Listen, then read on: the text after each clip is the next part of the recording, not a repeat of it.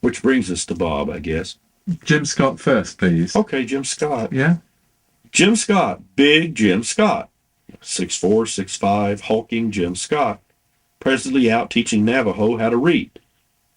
A true hippie who never gave it up.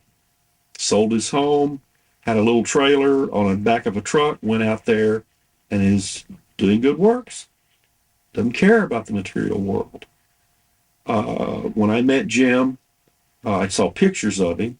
He had come from, I think, San Francisco or someplace and been hired at the Moog company and immediately set about doing all kinds of things. He had a hand in the development of the mini Moog. He designed the Micromoog, the multi Moog, etc.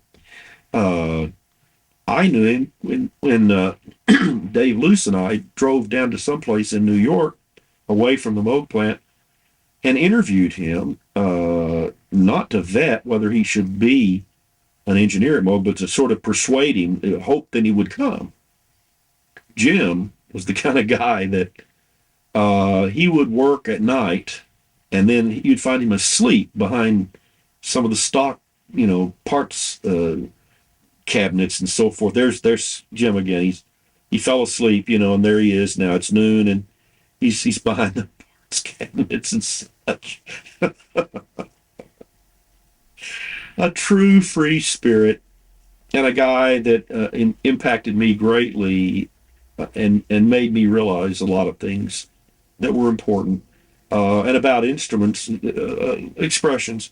Like he said, well, I build instruments from the outside in. The first thing Jim Scott would do, if he were going to design an instrument, is not sit down and start, drawing circuitry and even doing a breadboard or putting something together. No, he would draw the front panel. Boy, could I resonate with that.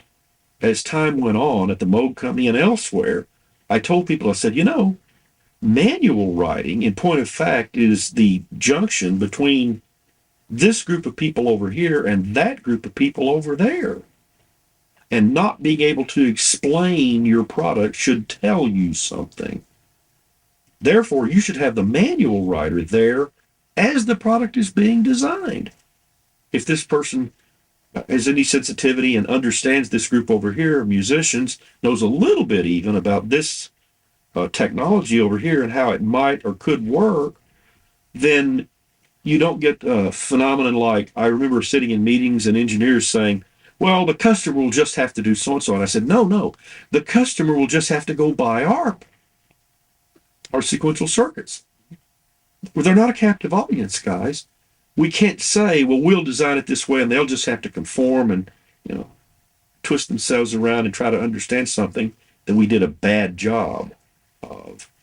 Because, see, I've been reading stuff about design, architecture, the Bauhaus, and now I was into all of that for a while. And I was thinking of design as a thing, not just over designing an instrument here.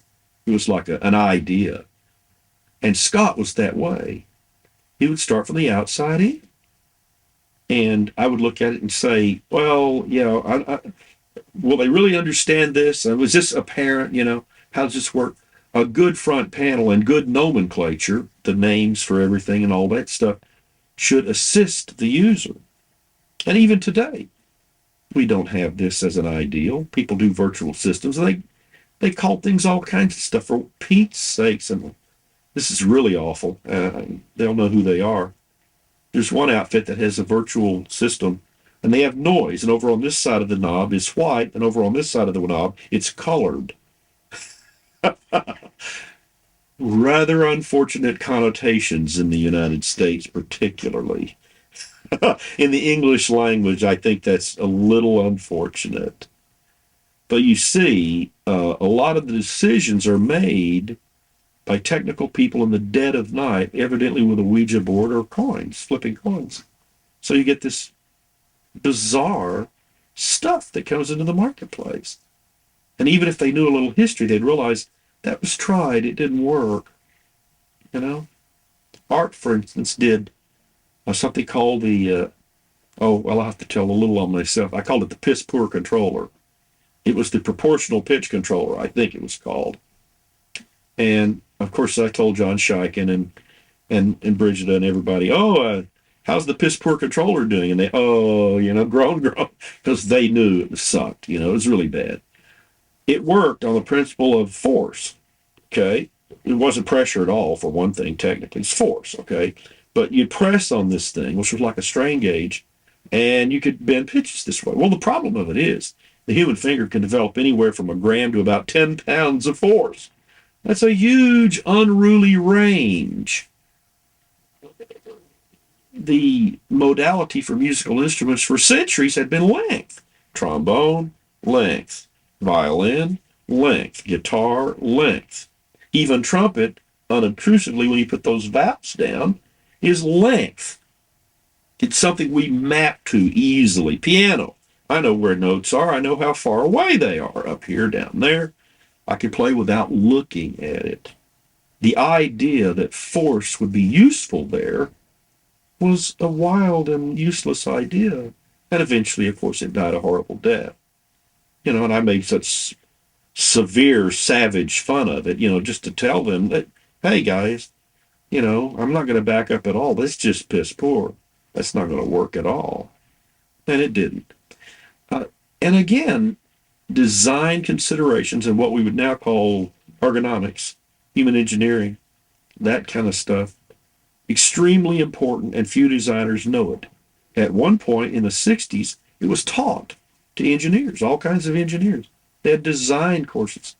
I guess they got too many technical things to do that. So now you find these incredible gaffes in virtual systems, and it's like, oh my gosh, why couldn't they have done that? So I set myself up at one point and nearly starved writing manuals, which basically everybody can write a little, so why should they hire me?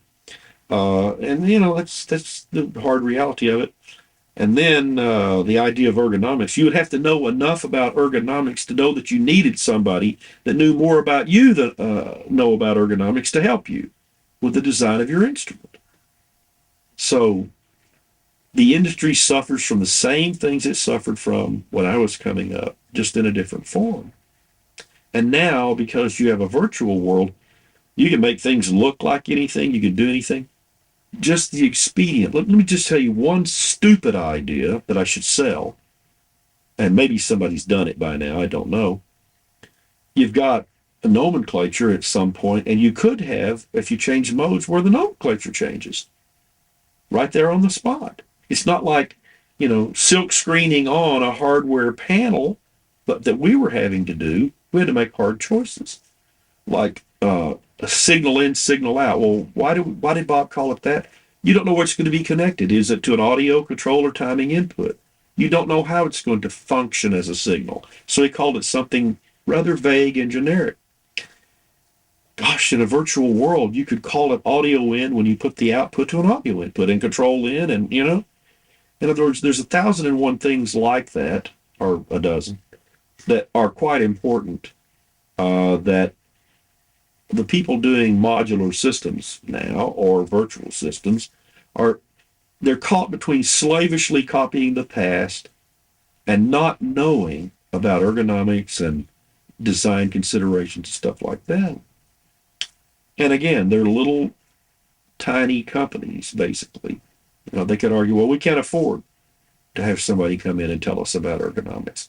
There's 3 guys writing this code, and that's it. We're going to try to grow from there. So you get that as well. So as the French say, the more things change, the more they stay the same. Not much about Jim Scott, but hey.